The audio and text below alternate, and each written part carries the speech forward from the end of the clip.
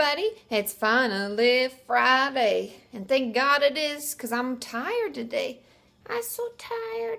I need a nap. I think it's because yesterday was such a long day for me. Thursdays are my longest day anyway, and then I had the streamy thing, and it's just, I'm so tired. Coffee didn't even do it today. Didn't even touch it. So, I'm going to have myself a nap this afternoon. It's going to be amazing. So, it's Friday. It's finally Friday. And that means I'm on Facebook. And if you ask your question using the hashtag KatieFAQ, I found them. And I answered a shit ton, so I hope you're happy. I got on and answered a bunch of questions. And I have 3 that I'm going to talk about right now. And I also have a journal topic. So thanks to Ariel for that. Amazing. Okay, let's get situated here. First question. Hey, Katie, I hope you see this. Well, I did. My best friend has real issues with his weight and has become more obsessive over his restrictions, and it's worrying. He talks to me about it all the time and says how much or how little he's eaten, how much he's exercised, etc. I don't want to stop him talking to me about it because I know that he trusts me, and I often don't know how to respond. I don't want to praise his unhealthy behaviors, but at the same time, I don't want to shut him down either. What would you recommend me doing to help him and respond to his comments about his weight and unhealthy eating habits? Thank you. So this is a great question because we find ourselves in situations like that where we're like, well, I love them and I want them to keep talking to me, but I also don't want them to keep doing it and I really worry, right? And so we're caught in the middle where we're like, what do I do? The best thing I find is when you're having a really good conversation with them, when everything seems to be at peace, they're not like freaking out and they're venting to you about something, when they're just talking to you about what's going on, which when someone's really stuck in their eating disorder, everything may seem a little difficult and exacerbated in general, but you can always say something to the effect of, I love you so much and I just hate hearing how much you're struggling. It sounds like this is really hard. I feel like you're always thinking about your weight and exercise. Have you ever thought about seeing someone about that? That's one potential way to address it. If they're really touchy and you're afraid that even saying you should see someone might make them be like, what do you think, I'm crazy? Blah, blah, blah, blah, blah. Who knows, right? Everybody's friends are different. You might want to say something like, I love you so much, and it just sounds like this has been really hard for you. Do you feel like you're spending a lot of time, thinking about food or exercising to compensate for eating? I just worry about your health. You could do it from that point of view, where you just start talking about how it worries you. And the more we talk about it, we don't want to jump right in and be like, man, I think you have an eating disorder. You got to get some help. You need to call somebody. Let me help you set that up, blah, blah, blah. We have to slowly open the conversation. As anybody who's struggled with mental health in general, we have to warm up to the idea about even talking about it. So I would start slow with it. Say things like, it seems like you're spending a lot of time doing that. I really worry. Are you feeling okay?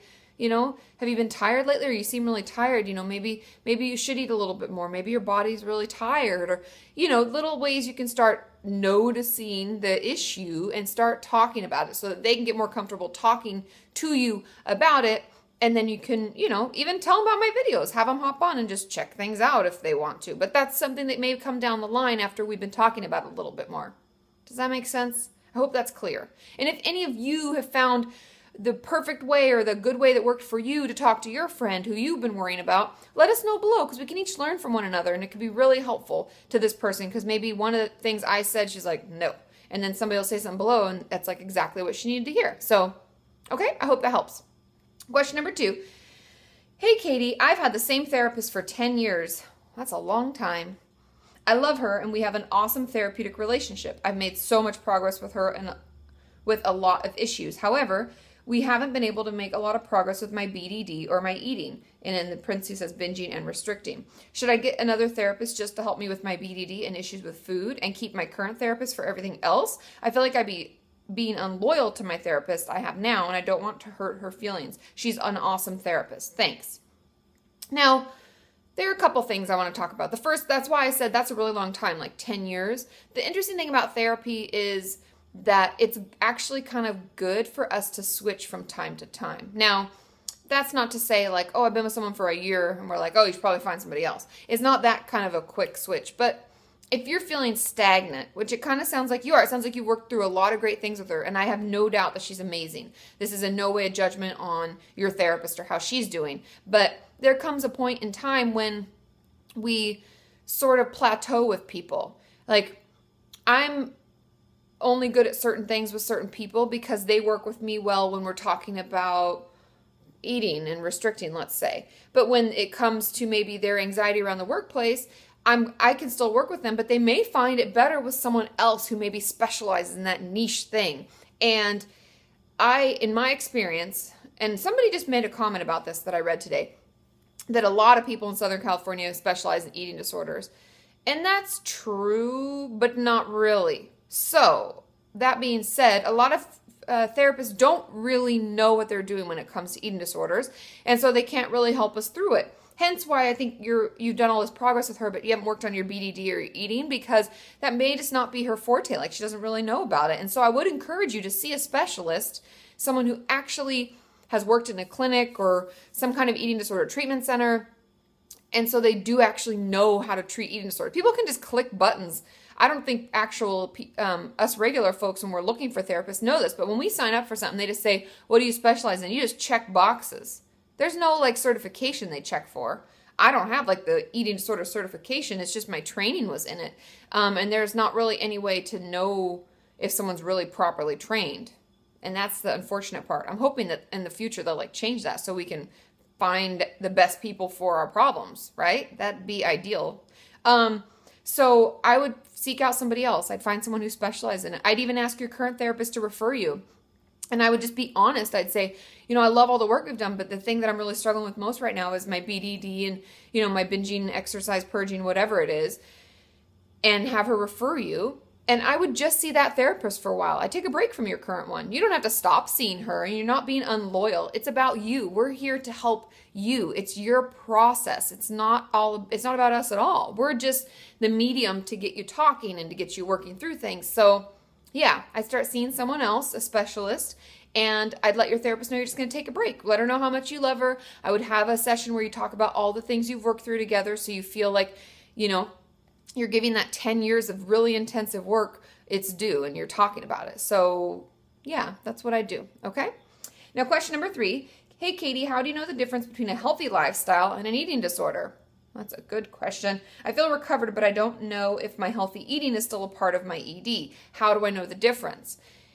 There's something really simple. I know it can be really difficult for some people to recognize, but how much time do we spend thinking about food, getting food, eating food, worrying about how we feel when we ate the food, how much we ate, thinking about how we're going to exercise, when we'll exercise, how much we'll exercise, blah, blah, blah. How much time do we spend thinking about that? If you can actually be like, it's more than maybe 30 minutes a day, only time, I'm just going to give you my experience. The only time I overthink food is when Sean and I can't make a decision about what we want to eat. And I'm like, we want Italian? Do you want sushi? He always wants sushi. And I'm like, I don't want sushi again. Ah. And then we have this discussion. That's the only time it goes for any longer than the normal amount. Like, well, let's have sandwiches. Okay, let's have sandwiches. And then I eat it and I don't think about it and I'm full and I'm done. And that's it. That's like quote unquote normal eating, thinking behavior. So if you're spending a lot of your time thinking about it, noticing it, worrying where the food came from and how much did I eat? And now I feel a little too full. And does that make you anxious? Those are things that I would cue into, because that's eating disorder. That's eating disorder voice. That's eating disorder anxiety. That's eating disorder just bleh, that feeling that we all hate, right? So yeah, if you're still feeling that, then it's definitely an eating disorder. But if you're just eating healthy and you're eating, instead of having some kind of salad, you're like, I'll get the one with spinach because spinach is better for me and it has more fiber or iron or whatever it is that spinach has. It's so delicious and makes us so strong, like Popeye. But yeah, that's how to know the difference. Okay? I hope that's clear. I know sometimes our brain can spin it and be like, but that's not clear. I'm doing healthy eating, but it's really your eating disorder trying to trick you. So think about it for a second and just notice for the next day. Okay? Now, journal topic. Thanks, Ariel. Every time I see the name Ariel, I always think of The Little Mermaid, and it makes me happy. Okay, journal entry. So I found this journal topic idea about recovery. Write a goodbye letter to your eating disorder, your self-harm, your depression, anxiety, etc. This type of letter can include things about your struggles that you have liked or enjoyed, such as sense of control or temporary anxiety relief, as well as a listing of negative things about them. At the end of your letter, write in detail the goals of recovery and your plan for achieving them, like attending therapy, entering a residential program, etc. if you use this in one of your videos, you can say, oh, she said I can say her name. Sorry, I'm rereading things that I read before. And she's like, haha, hope you have a great weekend. You too, Ariel. So I think this is great. Writing a goodbye letter. It's like a Dear John letter, they called it, when you like breaking up with somebody through the mail, like in the olden days. But now we just do it via text. We're like, sayonara, sucker. Ah, I'm just kidding. But this can be really, really therapeutic, really cathartic, as we call it. Like actually expressing things you thank them for and things you don't like and why you can no longer be together and you have to say goodbye. So anyway, let me know what you think about it, and share your letters if you feel comfortable. Take a photo and send them to me on Twitter or Facebook or Instagram and just tag me. Okay? I love you all. Have a wonderful weekend. I'll see you on Monday, and on Tuesday I'll be on Tumblr, so ask your questions there. Bye!